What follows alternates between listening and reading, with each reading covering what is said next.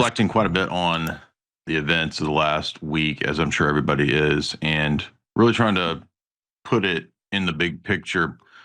Not many people are giving the big picture, so that's what I'd like to do. We did this on my YouTube channel the past couple of days, trying to zoom out. And as Harrison noted early on in the show today, this is probably the most high-profile assassination since the late 60s, if we don't count the investigation into Jonestown. And so these types of high profile events are necessary to investigate, but also necessary to place within the bigger picture. Some of the basics that I'm sure everybody's kind of come to the same conclusions about is that this is perhaps a pivot point. This is a change in the direction that I think a lot of people are going to wake up to see the ineptitude of conservatism and Con Inc. and their inability to deal with and to be up to par with where we actually are in the culture war. We're way past the time of thinking that you're going to educate 80 IQ illegal immigrants on principles of constitutional law and the Federalist Papers. They don't care about that.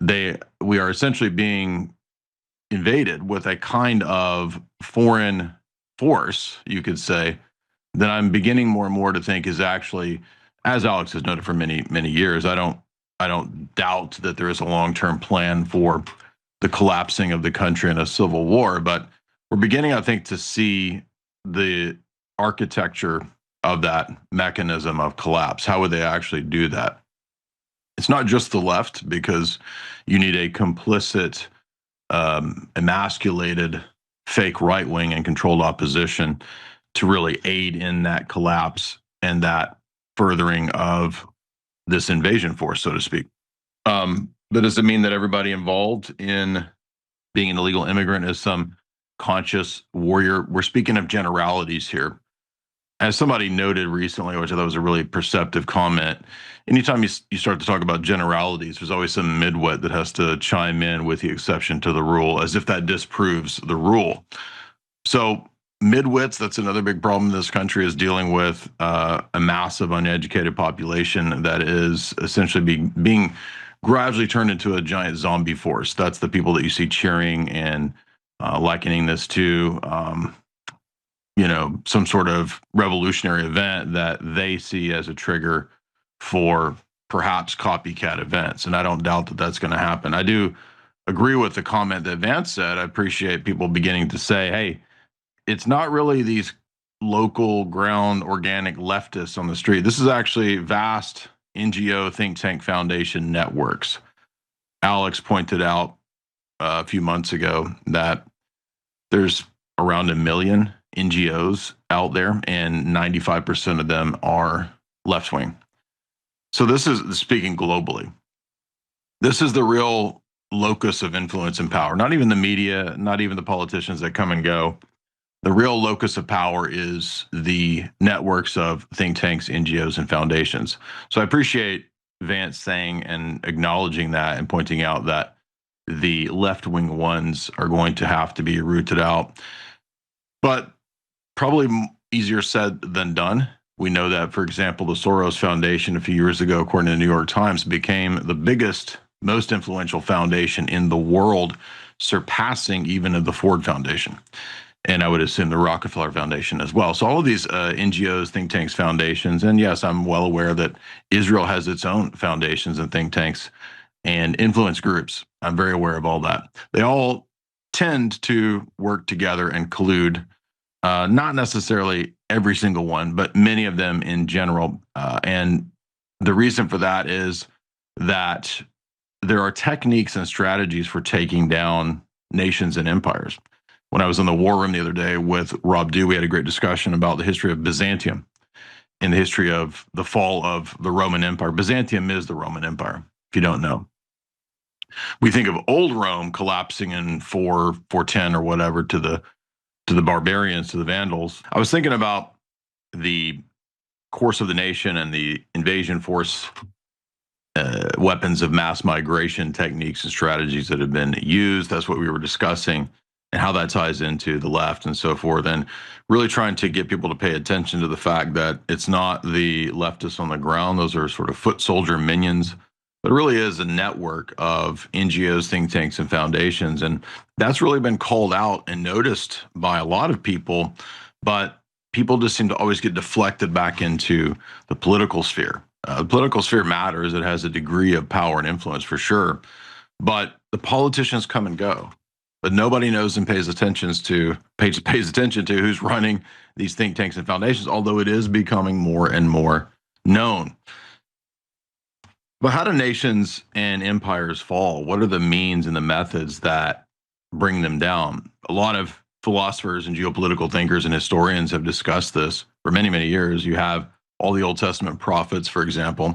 You have people like Oswald Spengler, who wrote about the decline of the West, and he identified certain patterns that matched up with ancient civilizations and empires, and the patterns that they also experienced as they went through cycles of growth, flourishing, and then peaking, and then the death phase. And in many of these situations, the death and collapse phase centered around the surrendering of the power structure to those that were the working class or the slave class in the case of ancient empires, and how those classes eventually, because of the decadence of those in power and those ruling, how they eventually took over, and then you get a collapse. And there's actual strategies, techniques, patterns that are identifiable. Again, we were talking about Rome, same with Byzantium. And it's not just Spengler, even Austrian economic theorists. We just lectured through Saifedean Amos's book, The Bitcoin Standard, on my channel the other day, and we noticed that he also picked out certain patterns of collapse. And those patterns include decadence amongst the political class or amongst the culture-bearing class, and that decadence then sort of filtering down to the rest of the population. When you get a wealthy oligarchical elite that promotes degeneracy, leftism, socialism, and all that, almost out of a kind of a necessity of death spiral that they've adopted when they adopt these deadly ideologies, I guess we could say, and we'll just say the death cult. You find that a lot of these parallels existed in ancient empires.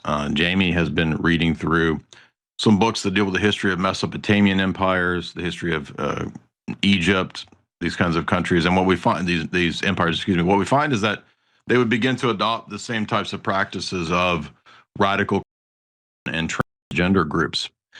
Temple prostitutes, in fact, had a guild and a cult in many of these ancient empires that operated in exactly the same way. And they could actually be sort of radical, terrorizing factions. If you don't believe it, you can look into this as academic research, not conspiracy research.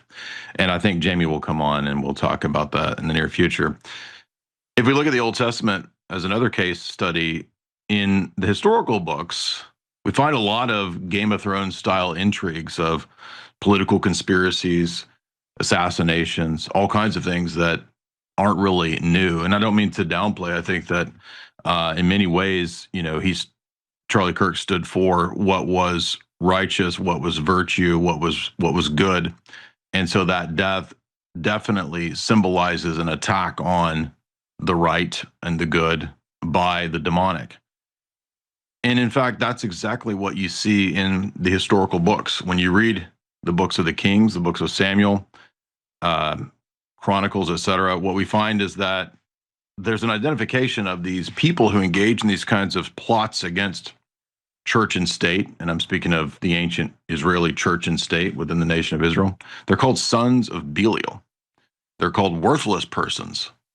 And although it's right that we have an idea of Christian virtue and mercy and grace, and we definitely hope for and pray for the repentance of people, we can't forget that there's also divine justice. There's also imprecatory prayers all throughout the Psalms as well. In the Orthodox Church, it has historically continued to pray and utilize those same prayers. In fact, Russian Orthodox prayer books from about 100 years ago continued to utilize prayers for the Christian king and the Christian emperor to have victory against the Islamic hordes. The idea that that's unchristian is rather a rebuke against today's cuckianity. So if you have a problem with that, the problem isn't the church 200, 300, 400, 500, 600, 700, 800, 900 years ago. The problem is with you. The problem is that you have a false idea of what Christianity is. Definitely, Christianity is first and foremost the kingdom of God, which deals with the spiritual life of the church. I believe that's the Orthodox Church. That's the only existing true church. Doesn't mean that there's not grace for people that aren't aware of that or outside of that, but that's really the only church that existed in the first 1,000 years. And it's the only church that's going to continue to exist until the end of the world in the same manner, pattern, and structure that existed in the first 1,000 years. If we're identical to that, that's a pretty strong argument that we're that church. Now, that doesn't mean that we get to be prideful and pharisaical, because there's grace for everybody. But when it comes to the notion of the state, many people misunderstand when they hear about something like Christian nationalism. You see people like Doug Wilson talking about Christian nationalism, and a lot of these ideas sound good, but you can't have Christian nationalism without a church. And in the first 1,000 years of Christianity, every nation state that converted and king that converted or emperor that converted, they weren't 1,000 different faiths. They didn't hold their kingdom together with thousands of different sects. They needed a faith that was universal and consistent, but also applicable to the nation state. And lo and behold, if we look at the Council of Nicaea, we see bishops from Alexandria, Egypt. We see bishops from Antioch in Syria. We see bishops from Rome coming. So all throughout the imperium, all throughout the nation states, we find national representative churches coming to a universal council at Nicaea called by the first Christian emperor, St. Constantine. That tradition continues for the next 1,000 years in Byzantium until Byzantium falls through internal decay and corruption, subversives opening the door to the Muslim hordes, bringing down the borders, and the debasement of the currency through usury and money clipping. These techniques and strategies are pretty ironclad and repeatable for taking down a nation. They do seem to evidence a kind of pattern, but they can also be weaponized as strategies. And if you don't know, there's plenty of books on this, even books by people at Army War College, people at Cornell University, the CIA, ethnographies. They've written tons and tons of books on these types of techniques and strategies for weakening and taking down nation states. And that can be done and is done by most states. So false flag terror, assassinations, these are not unique to American history. They're pretty much throughout history. And I don't mean to demean this recent event. I think this is highly significant. Far from demeaning it, I think it is a massive change. And I'm not proud or happy that Charlie Kirk was taken down. I think it's horrible, but I do think that the opposition is going to they're going to misunderstand what this is going to do. This is going to further sift the wheat from the chaff and put people into harder and harder defined camps. And that's not always a bad thing. You know, we think of Jesus as this sort of hippie person. Jesus said, I came to bring a sword. He doesn't mean open political violence. He means to divide households. He says, I will set one member of a household against another. I will set brother against brother, mother against daughter, etc. And that's because truth divides. Boundaries are good. They're not bad. The idea that Christianity is some sort of pacifist, gay religion is just not true. It is attempted to be co-opted and turned into that by the same NGOs, think tanks, and foundations that have funded everything from the World Council of Churches to the Ecumenist movement to all the open border stuff that we're talking about. Hence, for example, the Soros organizations working hand in hand with Catholic Charities, and everybody now knows this. So where is this authentic Christianity? Well, in the Old Testament, as we pointed out, you have church and state with defined roles. It's not proper, for the most part, in the Old Testament, for example, for Saul to start to offer things at the altar. In fact, he's rebuked by Samuel when he does that because it's overstepping the normative boundaries of church and state. Likewise, the priests don't become kings, right? And when we look at the history of religion, especially in the West and its encounter with Eurasia and the East, there's two things that happened in the 11th century that are pretty fascinating. We get amongst Islam, which was always a political religious ideology, particularly early on in the Quran. It talks about the Quran being the revelation for the Arab people. The idea was that the Jews had the Torah and the Talmud, Christians had the Gospels, and early on, this was going to be the revelation of that God to the Arab peoples. Eventually, this evolved, though, as you get later on in the Quran, and the stages of the Quran that many historians and analysts talk about, to where we get a more militant, organized warlord type of religion. Eventually, in the 11th century, we get a faction called the Hashashim, the Order of Assassins, founded by Hassan al-Sabah. And in the mountains of Persia, they were a Shiite sect. They sort of set up an Ismaili state that came to believe that you could really hone and strategize this policy of assassination. Now, there's a lot of debate about exactly were they using hashish, were they mind controlling their people to do these assassinations. There's some, fictional legend aspects to this, and there's again some manner of debate about it. But what seems to be the case is that this is really the beginning of kind of the study and the inception of modern state terror. And although Hassan was not originally a state, he kind of eventually became his own kind of king.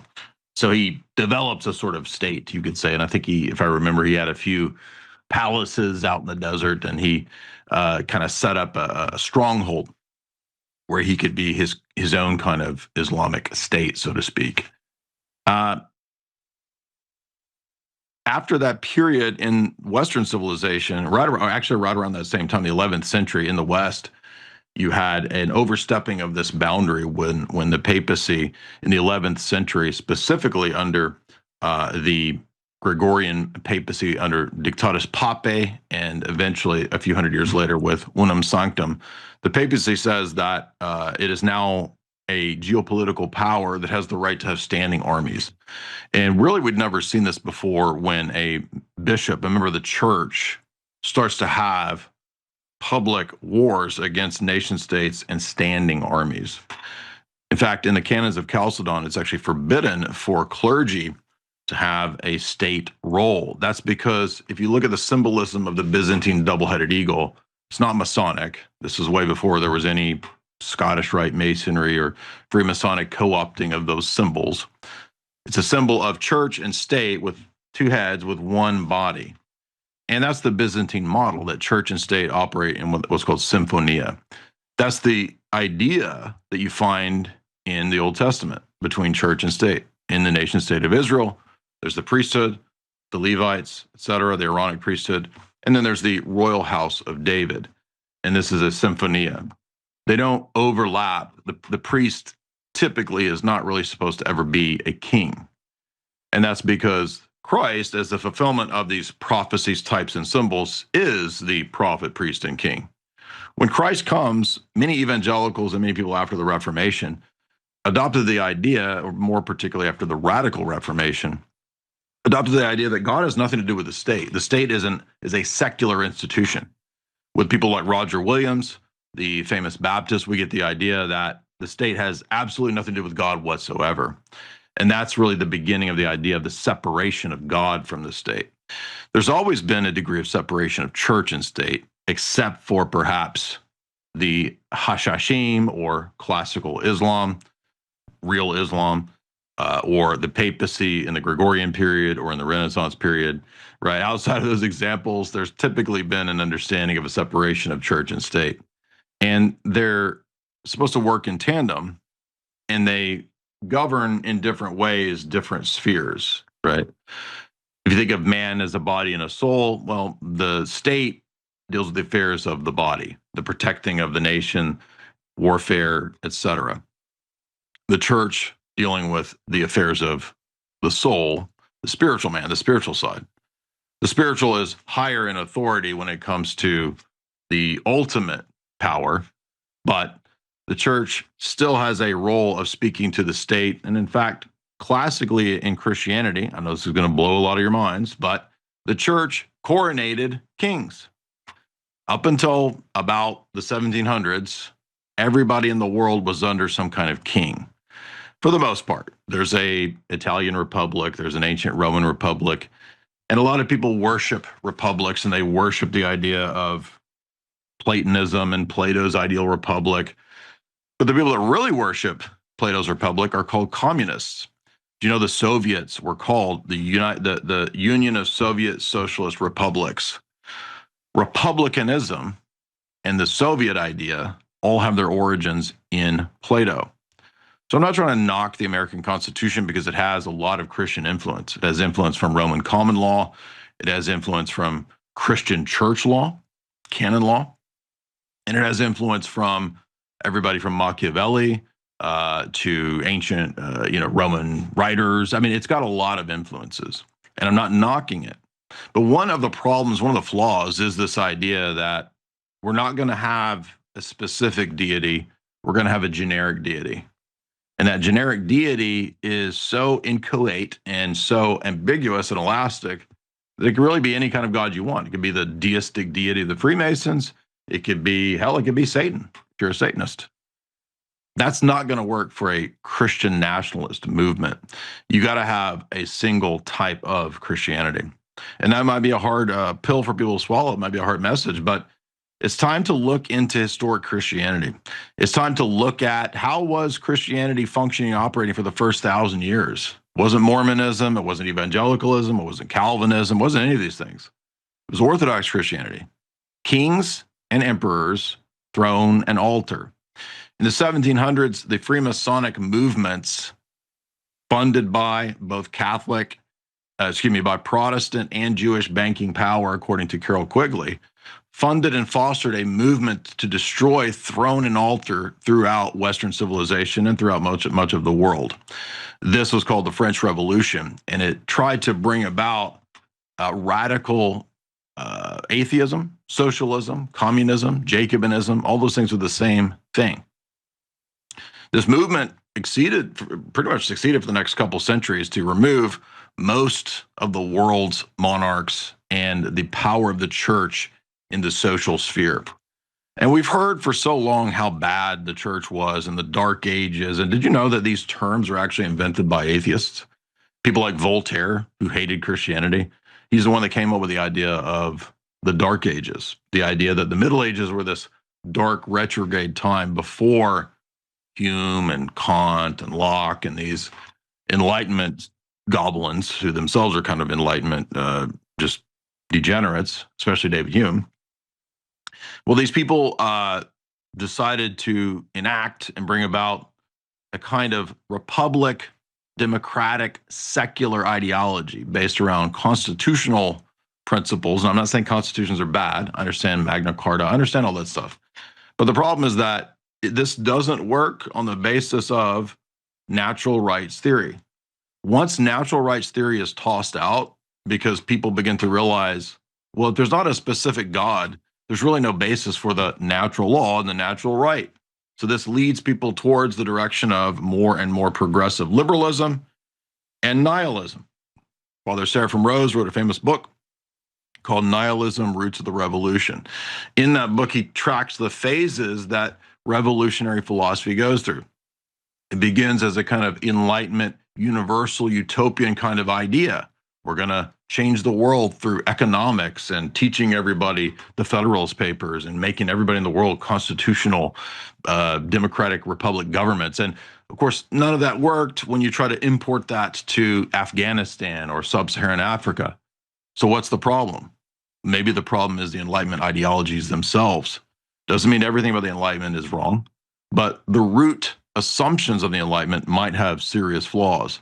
And unfortunately, that might also mean that there's problems in the American Enlightenment experiment. If America is a confluence of multiple interests, including Enlightenment deists, Episcopalians, Catholics, Protestants, Congregationalists, radical reformers, all of these things go into what we call the ethos of Americanism. Eventually, something's going to win out, right? Enlightenment atheism and deism, or Christian principles. Well, America has not gone in the direction of the Christian principles. In fact, it's been a long, continual descent and slide away from those types of principles into more and more generic freedoms and rights. And now freedoms and rights are supposed to be children, I'm a whatever I want to say I am. That's how far we've come. But nobody ever, except for myself, other people on the internet, Andrew Wilson and others, are beginning to, people don't think about critiquing the idea of rights themselves. What are these rights? Where are they? Are they under a microscope? Are they a scientifically studied thing? If you have the attitude of empiricism and scientism, there's no such thing as rights. They don't exist. They either are made up, they're social conventions, or they are given to you, afforded to you by the state, and thus they can be removed by the state. So the scary thing that the left doesn't want to realize is maybe all of these principles require a transcendental foundation, namely a God. And if that's the case, then all of that worldview collapses. And as we move into the sort of postmodern America where the Enlightenment narratives are collapsing, the World War II narratives and stories are collapsing. Everything we've been told in the last the 20th century as a whole, its narrative is collapsing because it tried to blend basic principles of the Ten Commandments or natural law or whatever you want to call it with Enlightenment atheism. And oil and water don't mix. Eventually, one of these ideas, one of these worldviews is going to come to fruition and to dominate. And since that Enlightenment idea had already assumed and presupposed that the church should be severed from any relationship with the state and society as a whole, that we're going to have a secular state somehow based on natural law, it's only inevitable that atheism would win out eventually. And after atheism wins out, as Father Sephiroth Rose says, you move from the paradigm of utopian Enlightenment principles to nihilism eventually.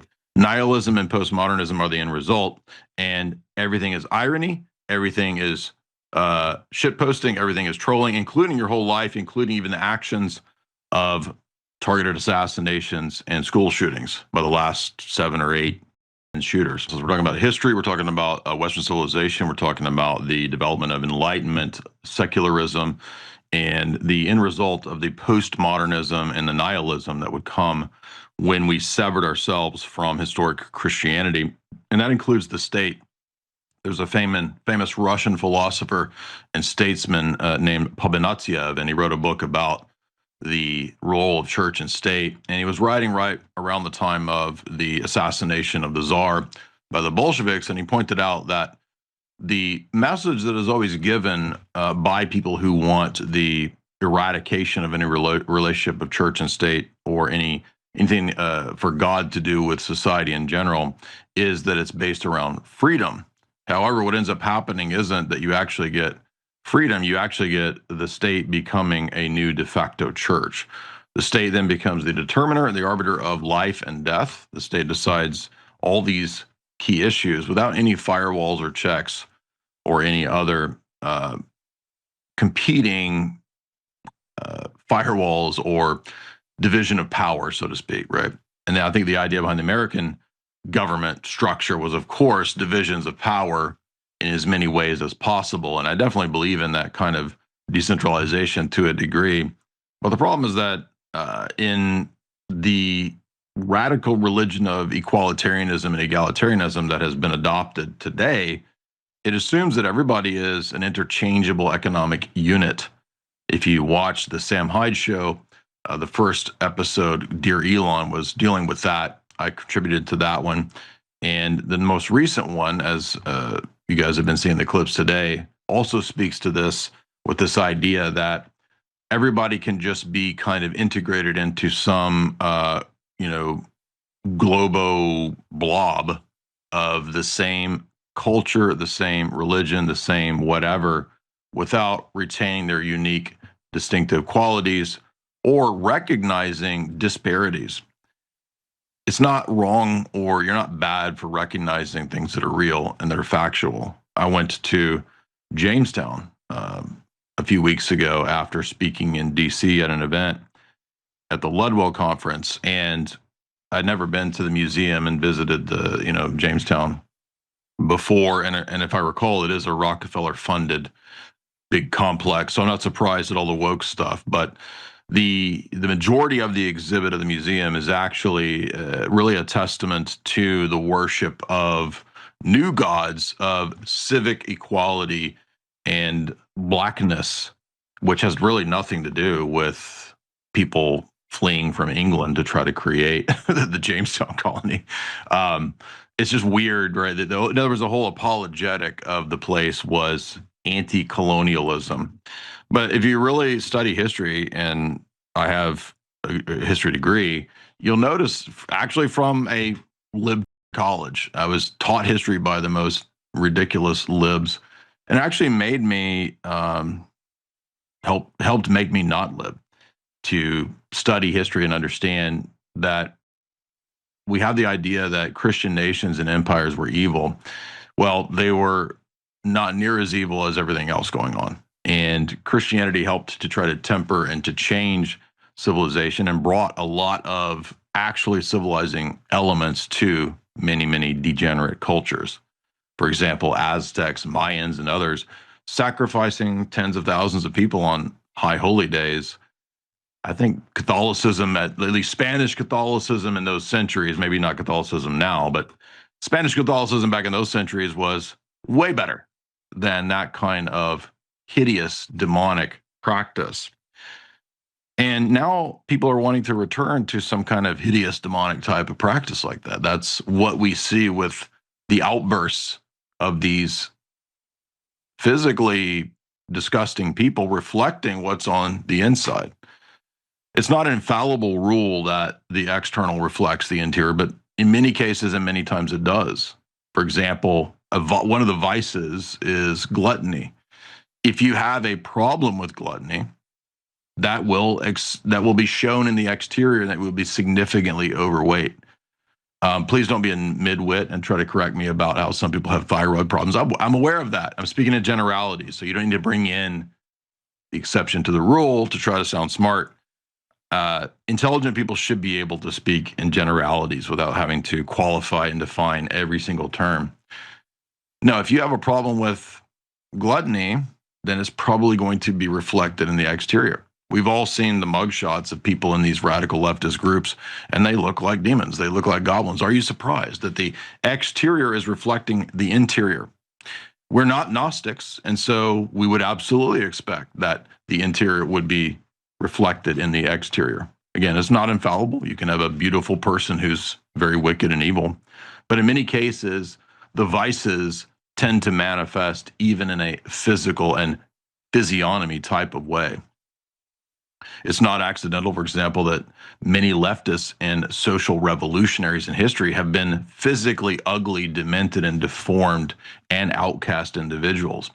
I did an interview a while back with an English historian, Dr. Ed Dutton, and maybe he's an English psychologist. I forget exactly what his degree is, but he was pointing out how the history of witchcraft in Europe evidences a long history of very hideous, ugly women being the witches who then have a resentment against the rest of society because they are unattractive, and thus they become kind of parasitical on the society and they resent it.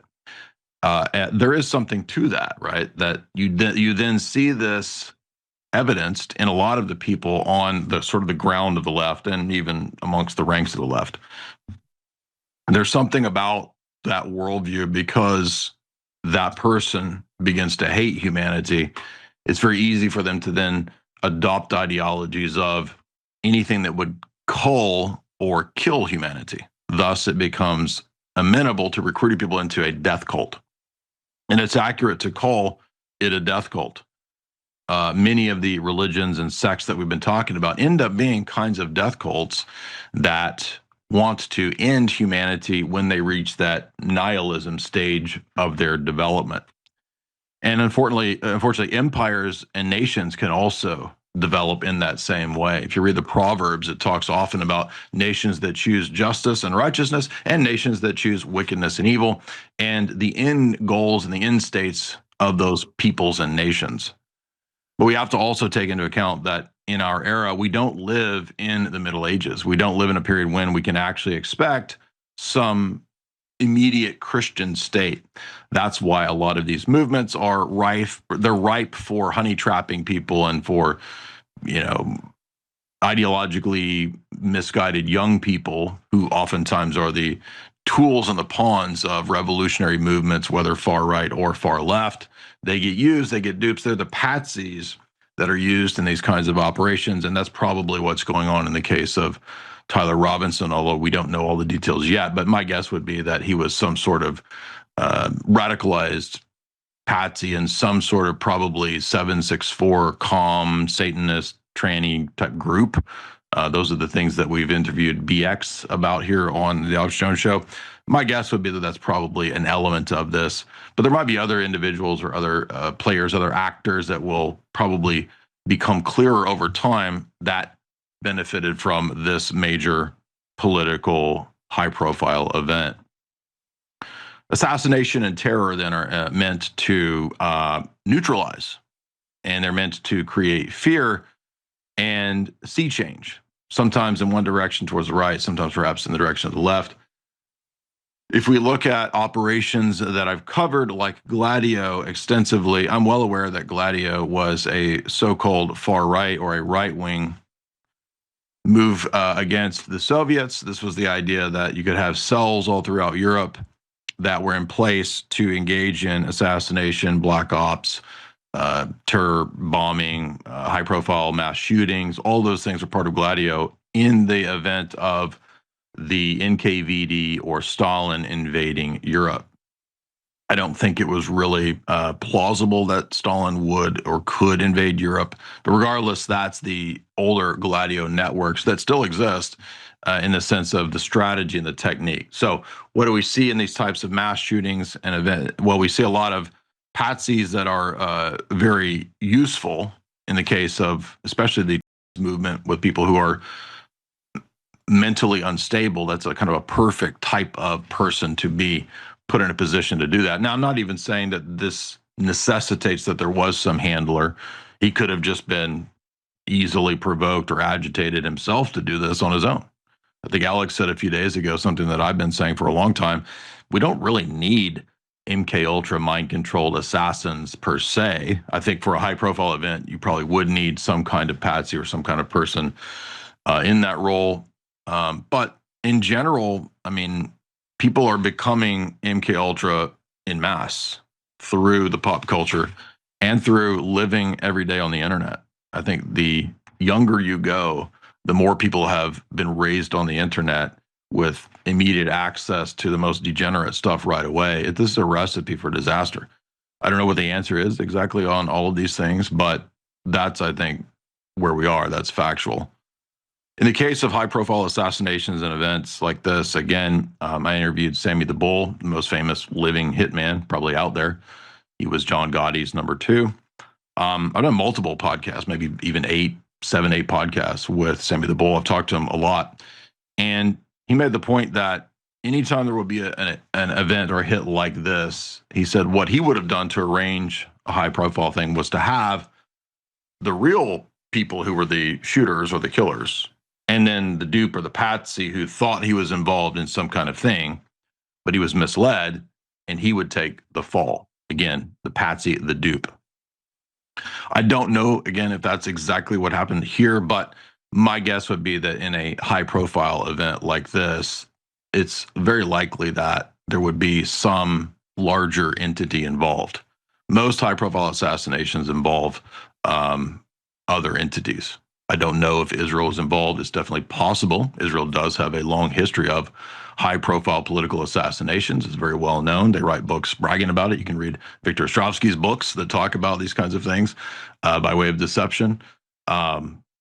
But there's other nation states, there's other powers, there's other entities, there's other groups, other cults, all of which could have had a motive, and even individual lone gunmen. I'm not saying it was a lone gunman. I'm just saying, like, we don't know all the details yet. And I've watched and paid attention to mass shootings and mass casualty events and high profile events for all the way back to 9/11. And the first thing I've noticed is that everyone rushes to try to construct a story to make it the opponent. Everybody does this all the way back to decades ago. And a lot of times we don't really get a lot of the details until 2, 3, 4 weeks later. But unfortunately, then it's already moved out of the news cycle. And Brzezinski even talked about that they won't really have to worry about people figuring things out because the way the news cycle works is that it's so immediate and so constant, and people have rabbit brain. They don't remember bird brain. They don't remember stuff from 2 weeks ago. So it's hard to say exactly what's going on in this. It's just too early to figure out exactly what's going on. But it's not wrong or bad to consider all the possibilities and different theories and different possibilities. So that's all I could say on that. But it does bear a lot of similarities to things like Gladio that did include high-profile assassinations, mass public shootings, terror campaigns. The Bologna bombing is an example. So it's not really an issue of, well, but that was right-wing stuff. The point is that that's a technique, that's a strategy, that's a structure of terror that can be used. And we see that, for example, with Al-Qaeda. The techniques that Al-Qaeda and its proxies in other places, ISIS, et cetera, the techniques and strategies that they've done, they're not just similar to Hassan al-Banna, even though he was a Shiite from 1,000 years ago. They're very similar to the structure of things like Gladio. And in fact, some of the Gladio people that trained, for example, Gladio cells and people in Turkey, they were then flown to train people in Al-Qaeda or in the KLA. The same entities that would train the KLA in Serbia are the same entities working with and training the Mujahideen. And it's people from the CIA, people from the U.S. military, Pentagon. I'm not saying that means that that's who did this. We don't know. But it just seems to be typically the case when you study high-profile assassinations, especially the JFK assassination, right? We do get indicators of bigger players involved. To go back to this issue of the state and a just state, I was reflecting on the principles that most Christian states had in place. And I want to be very clear, I'm not calling for an immediate Christian state. I don't think that's realistic. And again, it wouldn't work with 30,000 different churches, sects, groups, and denominations all trying to have a Christian state.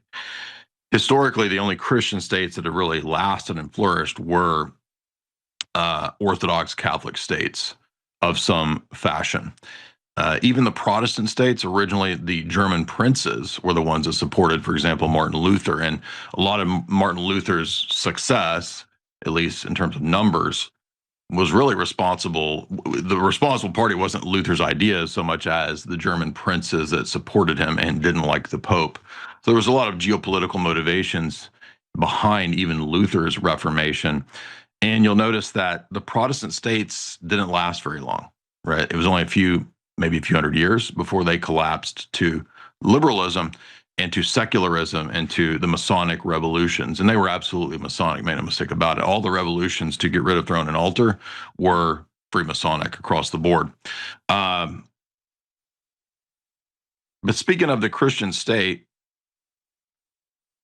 really, I don't think you can have a just society without some basic Christian principles. It's not the job of an Orthodox Christian or of the church to start with trying to convert the state and make some sort of top-down political thing, right? I don't think we're going to get a Byzantine emperor next year if we can convert J.D. Vance. That's kind of ridiculous. Rather, what happens is, if you look at the Roman Empire as an example, it took about 300 years to convert the Roman Empire before we began to see the emergence of Christian kings, states, and rulers. That's possible. We don't know where history is going. It might be the end of the world. We don't know. But we do have a duty to try to speak to all areas of life in the way that it should be governed. And the teaching of traditional Christianity, even if you're Roman Catholic, even if you're a Latin Roman Catholic, has always been that there needs to be a Christian principled state. That's just the facts. So you can hate that, you can disagree with that, you can believe whatever you want. But what I'm trying to explain is that if you don't believe that, then what you get is you don't get a Protestant state, you get a secular state, and the secular state ends up being the God state. In a just society, the death penalty, for example, that is legally exercised with basic Christian principles. For example, if you look at the Code of Justinian, a Christian law text, Codex Justinian, the laws that St. Justinian put in place were pretty beige. They were pretty Christian. But remember, that was in a majority Christian society. So we're not going to try to have a political revolution and force Christian laws on the masses of pagan peoples and demonic people that are not going to submit to any Christian laws. But it is correct that the idea that Christianity should have no role in the state or in society in general is absolutely false. That's an Enlightenment presupposition. And anybody that claims that they're Orthodox and believes that, that's almost heretical. There are no Orthodox Christian saints that are Democrats or Americanists or secularists. All of them are monarchists. In a just society, the death penalty is largely exercised in a way that is loving. In other words, for very wicked people, it is just for there to be the death penalty because those people, they're not just a danger to society, they're a danger to themselves as well. And so the death penalty, and if you read anybody prior to, 1900, they will speak in this way that it's a great deterrent. It's also a great deterrent and a inducement to repentance. If you know that you are going to die for, people, then you're probably not going to go out and rape people. But a society that doesn't have those principles and becomes unjust, you get corrupt and unjust laws, as Ezekiel talks about. So there's no antipathy between justice and love. In fact, you can't have love without boundaries and justice. The two go together.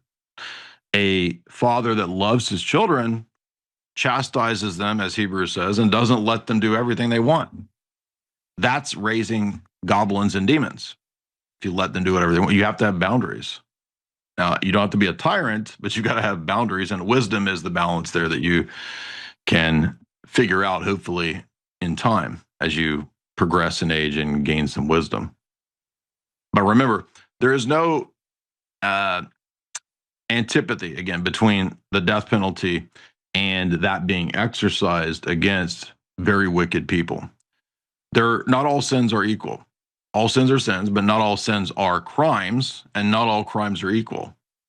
To murder 1 million people is far worse than murdering one person. But murder is murder, and killing is not murder. Not all acts of killing are murder. Paul in Romans 13 teaches very clearly that the emperor, the king, the magistrate has the sword for the exercising of justice as a punishment against evildoers to deter those types of wicked actions. A sword chops heads off, it puts people to death. And so the state has that role, and the state has a duty to God, even if it doesn't accept it. When Paul wrote that, he was writing about a pagan emperor. He's writing about Nero. Nero didn't care about Christ, didn't care about God. In fact, he hated Christ. He is Antichrist. In the book of Revelation, it's Nero. So if Nero is Antichrist, but he still has a duty and is still in a providential role, that doesn't mean that because there's abuse, you get rid of that role, right? There's abuse. Fathers abuse their roles as fathers and as husbands. Well, I guess we got to get rid of fathers because some of them abuse that role. That's preposterous. This is idiotic.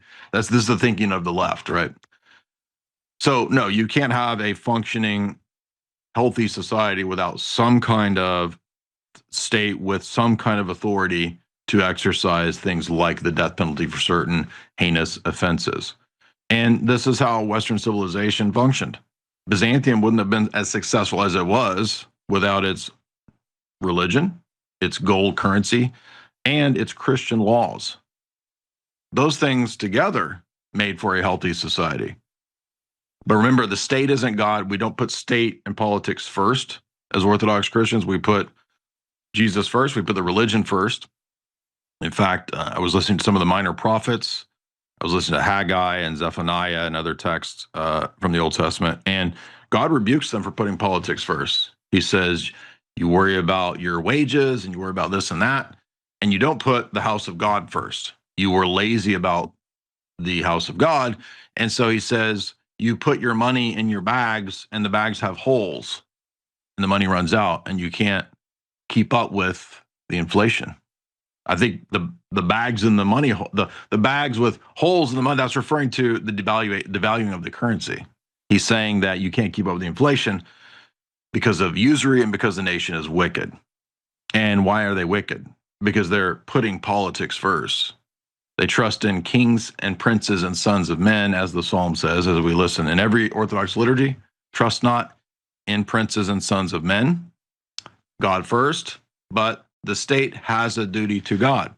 And if the state doesn't recognize that duty, then they're out of order with the divinely appointed order. It's not our job to go after them or try to get rid of them. We're not political revolutionaries, but we remind them of the duty that they have. And if they go out of that duty, then that's on their conscience, and they're going to have to deal with that in the resurrection at the judgment. So that's my thoughts for today. And hopefully that resonates with some of you. Hopefully you think about what I'm saying and don't just react to what I'm saying. Take a look at some of the books. You can go to Jay's Analysis and get my books in the shop.